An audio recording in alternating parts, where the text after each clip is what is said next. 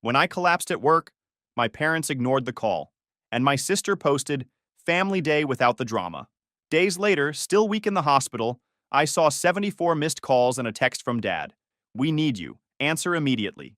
This happened about 8 months ago, and I'm still processing it, using a throwaway because people know my main account. Fair warning. This is long, but I promise it's worth reading to the end. Some details might seem unbelievable, but I've got documentation for everything. I 29 male, mechanical engineer at a manufacturing company outside Houston. Started there right out of Texas A&M making $75,000, worked my butt off through countless overtime hours and weekend projects, got promoted 3 times, and now I'm pulling in $165,000 plus profit sharing that adds another $40,000 yearly. Not trying to show off, this matters for the story, because it shows how much money was flowing out of my accounts. Let me paint you a picture of where I came from so you understand the family dynamics. I come from working-class family in small-town Texas, where money was always tight growing up. Dad sells insurance from a strip mall office that's seen better days. Mom does bookkeeping part-time for local businesses when she feels like it. And I have 2 sisters, Ashley, 26 female, and Brittany, 24 female. Growing up, I was always the responsible one, the one who got good grades while my sisters partied and barely graduated high school. When I got my first real engineering job, I was incredibly proud. First person in my family to break 6 figures, and I genuinely wanted to help everyone out. Looking back, that was the biggest mistake of my life. Started small and innocuous. Ashley's car transmission died suddenly. Needed $1,200 for repairs. No problem, I had the money and she promised to pay me back within 3 months. Brittany's apartment deposit got delayed because of some mix-up with her previous landlord, just $800. Easy fix, family helps family. Mom's dental work insurance wouldn't cover because it was cosmetic, even though she needed it. $1,500. Dad's insurance office rent when business was slow during a rough quarter, $650. I was making good money. Felt incredible to be the successful one helping family during tough times. The requests always came with detailed explanations and promises to pay back quickly. Ashley would send long texts about how grateful she was and how she'd never forget this. Brittany would cry on the phone about how I was saving her life. Mom would talk about how proud she was of her successful son. Dad would get all emotional about family sticking together through thick and thin. But here's the thing about being the family bank. Once you start, they expect it forever. And the amounts kept growing exponentially. What started as emergency help became routine monthly expectations. Ashley decided she wanted to be an influencer after watching too many YouTube success stories, so she needed $4,000 for professional camera equipment and photography sessions. She had this whole business plan that she'd printed out and highlighted, showing me projected income that never materialized. Brittany wanted to start an online boutique selling trendy clothes to college girls. Needed $12,000 for initial inventory from some supplier she'd found online. She spent weeks showing me Pinterest boards and talking about her vision. Dad's insurance office was struggling against bigger competitors. Could I co-sign an $18,000 equipment loan for new computers and software? He had spreadsheets showing how this investment would triple his revenue within 6 months. Mom wanted to get her real estate license and flip houses like she'd seen on HGTV. Just needed $15,000 for her first property down payment. She'd already picked out the house and had renovation plans drawn up. Every single venture failed spectacularly and expensively. Ashley's Instagram influencer career peaked at maybe 400 followers after 2 years of constant posting. She blamed the algorithm and jealous haters for her lack of success, never acknowledging that her content was basic and uninspiring. Brittany's boutique lasted exactly 5 months before she got bored and moved on to her next brilliant idea. She claimed the supplier had sent wrong inventory, but I later found out she'd just ordered poorly and couldn't return anything. Dad's office expansion never happened despite the expensive equipment. He spent more time playing solitaire on the new computers than acquiring clients. The loan payments continued though, right on schedule. Mom's house flip became a financial nightmare when she couldn't handle contractor problems, permit issues, and cost overruns. She lost $8,000 on top of my initial investment when she panic sold the property. Did any of them pay me back? Course not. They just kept coming back for more. And like an idiot, I kept saying yes because family comes first, right? By this year, I was bleeding money. Between direct payments, co-signed loans, and bills I'd somehow become responsible for, I was covering about $5,200 monthly in family expenses. That's $62,400 per year. More than most people's entire salary just gone keeping my family afloat. The stress was systematically destroying me both physically and mentally. I was working 65-hour weeks at my regular job, then taking on freelance consulting projects every weekend just to keep up with the financial demands. My apartment became a place I just slept for a few hours between work sessions. I was living on protein bars, energy drinks, and whatever fast food I could grab between meetings. I'd get sharp chest pains during high-pressure project meetings, but convinced myself it was just normal stress. My hands would shake when reviewing the monthly bills I was covering for everyone. I started having insomnia, laying awake calculating and recalculating how much money was going out versus coming in. My coworkers started commenting that I looked exhausted all the time. My manager pulled me aside twice, asking if everything was okay at home because my performance was suffering. I was making mistakes on projects that I'd never made before, forgetting important details, missing deadlines. But I kept pushing through because I had to hit my numbers and bonuses to cover everyone's bills. The irony was that my family saw my success at work and assumed I was doing great financially, not realizing I was barely staying afloat despite my good salary. Then last Tuesday happened. I was in a design review meeting, arguing with the client about some specification change, when I felt this weird tightness in my chest. Thought it was another stress episode until my vision started tunneling. Next thing I know, I'm waking up in Memorial Hermann Hospital with more monitors attached to me than our factory floor. Turns out I'd had what my doctor called an acute cardiac event. Not technically a heart attack, but close enough that if my coworkers hadn't called 911 immediately, I might not be writing this. My doctor said it was stress-induced, which made sense. Blood pressure through the roof, pre-diabetic from living on protein bars and energy drinks, hadn't slept properly in months. The hospital staff was incredible, though. Nurses were professional, my cardiologist knew his stuff, whole team was on point. When they asked for emergency contacts, I gave them my parents' info like always. They said they'd called and left detailed messages. So I waited. Day 1, nothing. Day 2, still nothing. Day 3, I'm starting to panic thinking something happened to them. Maybe Dad had a health scare? Maybe Ashley was in an accident? That's when I checked Instagram and saw something that changed everything forever. I'll never forget opening that app. My phone had been buzzing with notifications, and I figured maybe someone had heard about my hospitalization and was checking in. There was a notification. Ashley had tagged me in a story. My heart actually jumped with hope, thinking maybe it was a get well soon post or family sending love and support during a scary time. It absolutely wasn't. Picture this. My entire family at Topgolf, all smiles, fancy drinks in hand, having the absolute time of their lives.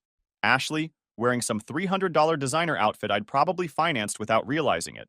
Brittany sporting new designer sunglasses that cost more than my daily hospital copay. Mom and Dad looking more relaxed and happy than I'd seen them in years. The caption that made my blood pressure spike and my heart monitor start beeping. Family fun day. Sometimes you need a break from toxic energy. Blessed Yukazer, no drama mama. Family time. Living our best life. And they had tagged me in it. Tagged me. While I was lying in a hospital bed connected to machines monitoring whether my heart would give out completely. With IVs in my arms and oxygen monitoring my every breath. The timestamp showed they'd posted it yesterday afternoon. Day 2 of my hospital stay. The exact same day my doctor had told me I could have died if my cardiac episode had lasted any longer or if my coworkers hadn't acted so quickly. I started scrolling through their recent posts with growing horror and disbelief. Ashley had been to 4 expensive restaurants this week alone, posting elaborate food pics that probably cost $80 to $100 per meal. Brittany had posted a massive shopping haul video showing off clothes and accessories worth more than my monthly car payment. Dad had pictures from some golf tournament with his buddies, looking like he didn't have a care in the world. Mom was at an upscale spa getting massages and facials, posting about self-care Sunday. All of this while I was lying alone in a sterile hospital bed, wondering if they were okay because they hadn't bothered to call even once. That's when it hit me like a freight train. They knew exactly where I was. The hospital had called them multiple times. They just didn't care. I wasn't their son or brother. I was their personal ATM. And ATMs don't need emotional support. They just need to keep dispensing cash. I spent that night doing something I'd never done, actually calculating how much money I'd given them over the years. Bank statements, credit card records, Venmo payments, cash I'd handed over and never tracked. The number was staggering. $143,000 over 4.5 years. More than most people's houses in my hometown. Gone. And what did I have to show for it?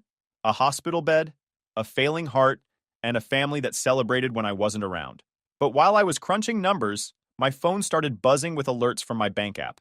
Someone was trying to use the emergency credit card I'd given my parents for real emergencies only. They'd attempted to charge $4,200 at some steakhouse in Dallas. I called my bank and requested transaction details. Turns out they'd been using that card regularly for months. Fancy dinners, shopping sprees, even a weekend trip to Galveston. Total charges, $13,800 in the last 4 months alone. While I was literally working myself into heart failure to support them, they were living their best life on my emergency credit line. That's when I made the decision that would change everything. Day 4 in the hospital, staring at $13,000 in unauthorized charges on my emergency card when my phone started ringing nonstop. 52 missed calls in 3 hours, all from my dad. The desperation was palpable even through voicemail. The text that followed was classic him. Call immediately. Family emergency happening now. Urgent situation requires your attention. No, hope you're feeling better. Or, sorry we haven't visited our son in the hospital. Just pure panic because they'd figured out I was reviewing their spending patterns and putting 2 and 2 together. But before calling them back, I did something I should have done years ago. I called Uncle Rick. Rick is my dad's older brother who supposedly abandoned the family by moving to Colorado and starting his own construction company 15 years ago. The family always painted him as selfish and ungrateful. Reality was, he was the only one who'd seen through my family's manipulation tactics and refused to enable their behavior. He'd tried warning me about them before, but I was too deep in the fog to listen. He answered on the first ring like he'd been expecting my call. Which hospital, son? That was it. No guilt trip about not staying in touch. No 20 questions about what happened. No lectures about family loyalty. Just immediate, practical action focused on helping me. He drove 12 hours straight from Denver, only stopping for gas and coffee. Walked into my room still wearing dusty work boots and a hard hat, smelling like sawdust and honest work. He looked at me hooked up to all those machines and said, "So they finally bled you dry, didn't they? I was wondering when you'd wake up."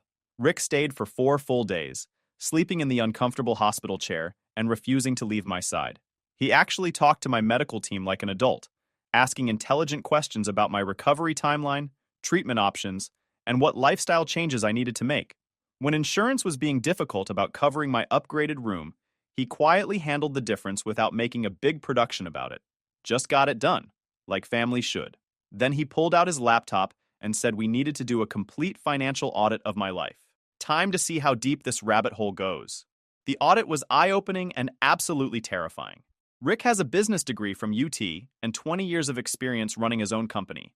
He broke down my finances like a forensic accountant examining a crime scene, and what he found was systematic financial abuse on a scale I couldn't have imagined. My name was attached to 4 car loans for vehicles I'd never driven, never seen, never agreed to finance. 9 credit cards I'd never requested, most maxed out with purchases I didn't recognize. 3 personal loans I didn't remember signing, with forged signatures that barely resembled my handwriting. 2 mortgages on properties I'd never seen, in cities I'd never visited. Monthly automatic payments to utilities for 5 different addresses across Texas. Insurance policies on cars, motorcycles, boats, and even an RV I'd never heard of. The boat discovery was what really broke my brain. Brittany had bought a $23,000 wakeboarding boat last summer for lifestyle content creation and somehow gotten me to finance the entire thing plus insurance. I'd never even seen this boat. She'd convinced me over the phone that it was just paperwork for some business investment, and I'd signed documents she emailed without reading them carefully. The boat was now sitting in some marina near Austin, accumulating storage fees that were also somehow tied to my credit. Rick helped me calculate the total damage with a spreadsheet that made my head spin. $203,000 in active debt tied directly to my name, plus $143,000 I'd given them outright over the years. Over $346,000 in less than 5 years. More money than most people see in a decade, just evaporated into their irresponsible lifestyle choices. "Your family didn't just use you," Rick said, shaking his head in disgust. "They systematically harvested you like a crop they planted for their own benefit." We started making calls right from my hospital room. Rick had me place fraud alerts on everything, cancel automatic payments, and remove their access to any accounts they'd infiltrated. Best part? Rick had kept detailed records every time they'd approached him for money over the years, which he'd always refused. Ashley had pitched him on investing in her social media consulting business. Brittany wanted him to bankroll some online store. Dad had tried getting him to invest in office expansion. Rick had saved every text, email, and voicemail. He'd been building a case file for years, waiting for me to wake up. By the time visiting hours ended, we'd locked down everything. New bank accounts they couldn't access, credit monitoring, automatic payment cancellations. Everything. That's when my phone absolutely exploded. The fallout was immediate and nuclear. My phone became unusable. Hundreds of calls, texts, voicemails, Facebook messages, Instagram DMs, even LinkedIn messages from my mom, who had to create a LinkedIn account just to reach me. Ashley went full meltdown first. A 53-minute voicemail that started with fake crying and escalated to her screaming about how I was destroying innocent people and ruining everyone's future. She actually said, word for word, "We invested so much energy in you, and this is how you repay us." Invested energy. In me, like I was their business venture. Brittany chose the manipulation route, sent me this novel-length text about being terrified for my mental state and just wanting her big brother healthy again. Really touching stuff, except she punctuated it with Venmo requests for $500, $300, and $425. Mom tried emotional manipulation. I don't know what those doctors told you, but this isn't my son. My son would never abandon his family during our darkest hour. She sent this while posting Instagram stories from some expensive brunch place. Dad went straight to intimidation. Multiple voicemails about how I was committing financial crimes and would face serious legal consequences. Bold words from someone whose business I'd kept alive for 3 years. But the absolute peak was when they showed up at the hospital together. Security called my room saying 4 people in the lobby were claiming to be my immediate family and demanding access. I told them absolutely no visitors. So what did they do? Created a scene in the lobby. Ashley was sobbing loudly about being abandoned by her dying brother. Brittany was filming it for social media, because even family emergencies were content opportunities. Mom was demanding to speak with my doctor about my obvious mental breakdown. Dad was threatening lawsuits against the hospital for unlawful patient isolation. Security removed them, but not before Ashley shouted loud enough for everyone to hear, "We sacrificed everything for you. This is how you repay your family?" The irony was beautiful. They sacrificed everything, while I'd literally funded their lives for years. But they weren't finished. Not even close. That evening, I got a call from my landlord. Someone claiming to be my brother had called saying I'd been in a serious accident and needed him to pack my belongings because I'd be institutionalized for months. When my landlord mentioned I only had sisters, the caller hung up immediately. They were actually trying to access my apartment to steal my possessions. Then my company's HR department called. Someone claiming to be my father had contacted them, asking about my health insurance benefits and disability payments, saying they were managing my affairs during recovery. HR shut it down fast, but the nerve was incredible. The final straw came the next morning. I woke up to a Facebook post from Ashley that had been shared over 300 times. "Please keep my brother in your prayers during his severe mental health crisis. He's been manipulated by someone into cutting off his entire family during the worst period of our lives. We just want him to get proper help and come home safe. Pray for healing. Family. First. Mental health awareness." She'd tagged me, my employer, my university, and about 75 mutual contacts. Comments were mixed between people offering sympathy and others asking what really happened. Several co-workers had seen it and were messaging asking if I needed anything. That's when I realized they'd escalated to total warfare. If they couldn't guilt or threaten me back into compliance, they'd destroy my reputation and paint me as the villain. Time for the nuclear option. Ashley's Facebook post was my line in the sand. They wanted public warfare? Game on. Rick had been making calls while I planned my counterattack. His lawyer specialized in family financial fraud and elder abuse cases. Even though I wasn't elderly, the exploitation patterns were identical: systematic financial manipulation, isolation tactics, and organized theft. We filed paperwork that morning for fraudulent use of credit accounts, that emergency card they'd maxed, identity theft for accounts opened without my knowledge, cease and desist orders preventing them from contacting my employer or impersonating me, restraining orders blocking them from accessing my apartment or assets. But the real nuclear bomb was what Rick discovered during his deep financial investigation. Remember that house my mom wanted to flip? The one I'd given her $15,000 for? She'd actually purchased it using a mortgage that listed me as primary co-signer. Without my knowledge or consent, the property was now in foreclosure, and the bank was pursuing me for the remaining $54,000 balance. That's fraud. Felony-level mortgage fraud. Rick's lawyer called it One of the most blatant cases of family financial exploitation he'd encountered in 25 years. We had evidence of forged signatures, unauthorized credit applications, and systematic identity theft spanning 4 years. But instead of filing criminal charges immediately, we decided to give them one opportunity to make things right. Rick thought it would be educational to see how they'd respond when cornered. So I posted my own Facebook response to Ashley's manipulation attempt. Since my sister decided to make our private family business public, here are the actual facts. I've financially supported my family for over 4 years, totaling more than $346,000. Last week, I suffered a cardiac episode from stress.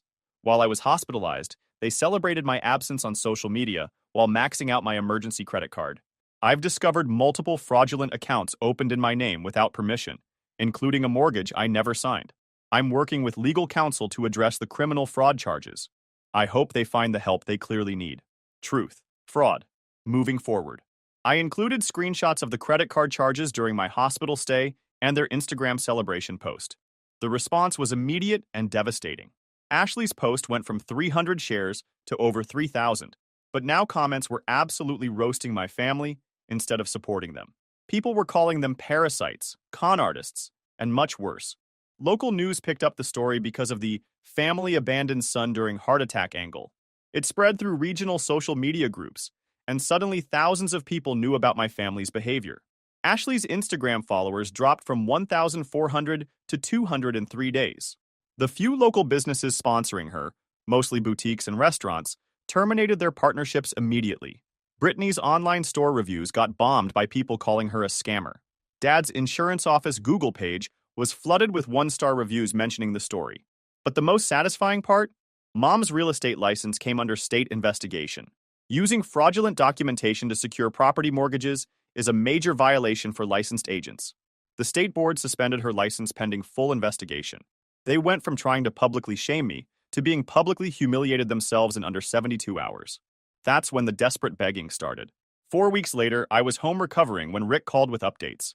The house Mom had fraudulently bought in my name?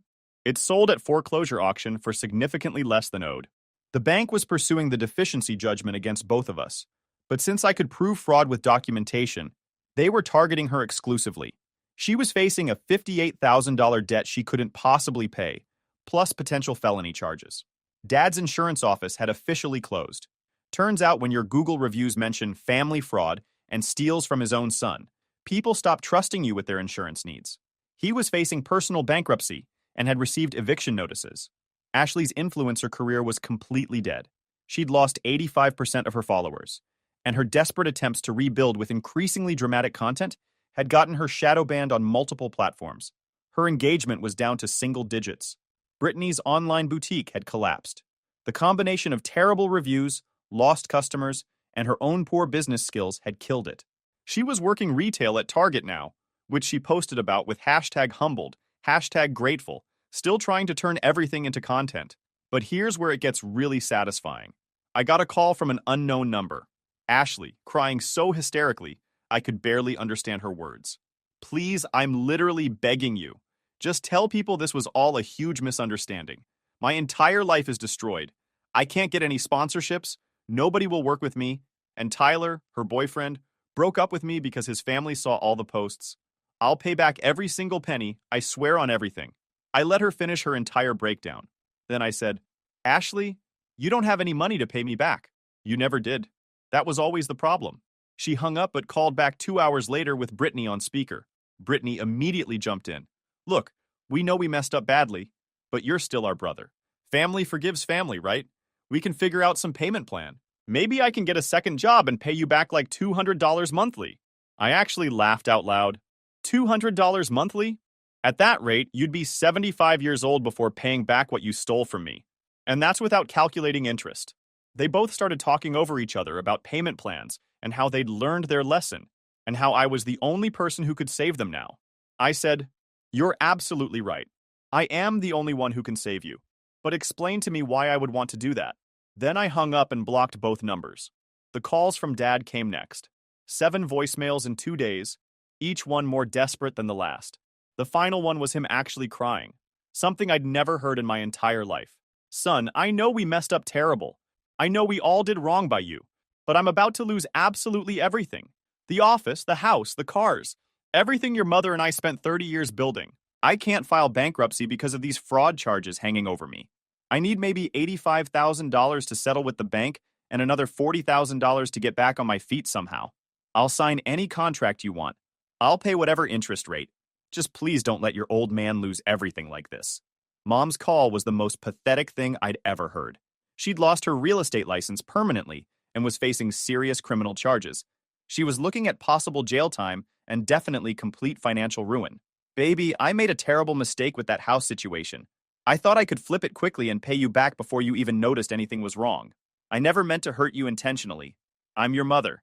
I carried you for 9 months, raised you from nothing, sacrificed my entire youth for you kids. You can't just throw all that away over money issues. The projection was absolutely incredible. I was throwing away family over money, not them bleeding me dry systematically for years. But the call that really interested me was from Uncle Rick.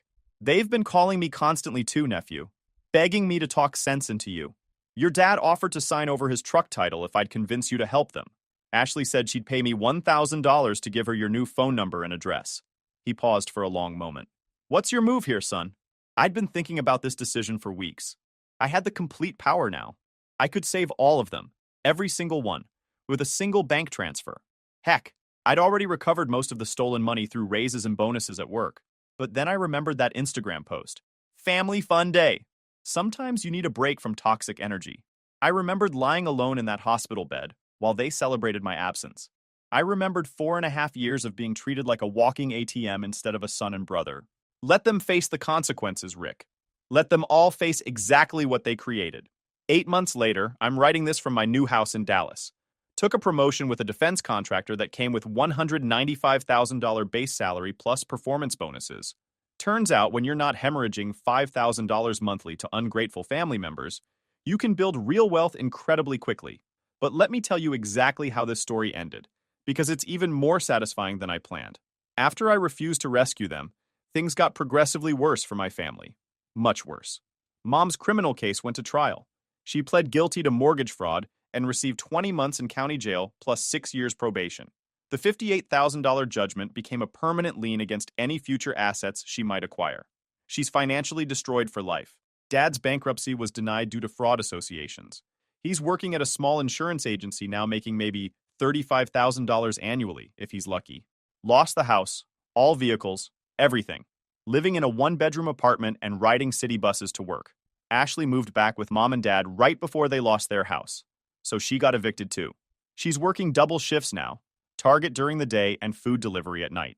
Still desperately trying to rebuild her social media presence, but she's stuck around 180 followers. Her content now mostly consists of complaining about how cancel culture destroys innocent people's lives. Brittany actually turned out okay, relatively speaking. Getting humbled was apparently good for her character. She dropped the influencer act completely, got a real marketing job, and is dating some accountant who keeps her grounded. She's the only one who never called begging for money, which I genuinely respect. But here's the absolutely beautiful part. Last month, I got a call from Dad. He'd somehow gotten my new number and was calling from the insurance agency where he works. Son, I've got a business proposition for you. I know you're doing really well up there in Dallas. I've been keeping track of your success. Keeping track, like he was monitoring his former investment. There's this insurance agency opportunity here in Houston. Owner wants to retire early, willing to sell for $150,000. It's an established business, solid customer base, great reputation in the community. I could run daily operations, but I need a partner with excellent credit and startup capital. The sheer audacity was breathtaking. After absolutely everything, he was still trying to extract money from me. I know exactly what you're thinking, he continued, but this situation is completely different. This would be a legitimate business partnership. You'd own 60%, I'd handle all operations. We could rebuild the family business bigger and better than ever before. I let him deliver his entire pitch. 6 minutes of him explaining how this was our opportunity to heal the family and prove to everyone that we're stronger together than apart. When he finished, I said, Dad, that sounds really interesting. Send me the complete business plan and financial projections, and I'll have my people review everything thoroughly. His voice completely lit up with excitement. Really? Son, this is going to be absolutely amazing. We're going to show everyone that... Actually, I lied, I interrupted. I wouldn't invest in you if you were the last business opportunity on planet Earth. You and Mom and Ashley burned that bridge forever when you threw a celebration party while I was dying in a hospital bed. Complete silence for 30 seconds. But Dad, I do have a proposition for you. I need someone to wash my cars here in Dallas. It pays $12 hourly, and you'd need to relocate at your own expense. You'd report directly to me, and I'd have complete authority over your performance evaluations. Interested in that opportunity? He hung up immediately. That was 5 weeks ago. Haven't heard from any of them since that conversation. Here's what I learned through all of this. Family isn't about shared DNA. It's about mutual respect, genuine loyalty, and authentic care. Uncle Rick is more real family to me than my parents or sisters ever were. My coworkers who called 911 when I collapsed showed more family love than people who share my genetics. My actual family now includes Rick, my girlfriend Jennifer, who I met after moving to Dallas, and friends I've made who appreciate me for who I am, not what I can provide them. As for my biological family, they made their choice 4 years ago when they decided I was more valuable as a financial resource than as a human being. They chose money over relationships, convenience over character, and entitlement over empathy. I simply gave them exactly what they chose.